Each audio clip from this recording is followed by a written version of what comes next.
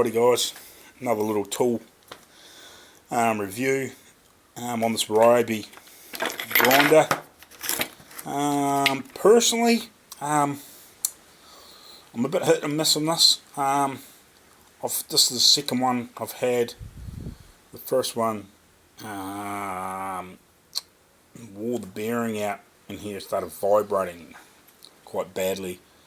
When it sort of out of balance, well, it sort of started shaking because something went wrong in here. And this is the replacement, and it's blowing the lockout.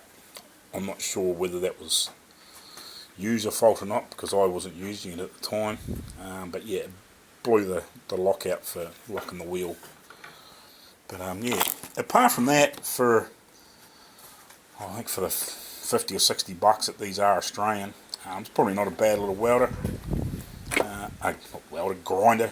Sorry. So yeah, that's the model number. It's a 4.5 inch grinder or 125 mil. I take all the guards off mine just because it's a damn sight easier to get into places when you're trying to cut panel steel and cut stuff out of cars. Like, overall, it's probably not a bad grinder, but it has had those couple of issues. So would I recommend to get it? Yes and no. But it's like most things, I've had other grinders blow up me over the years with not a lot of use too, so I think it's probably just hit and miss. Alrighty, cheers.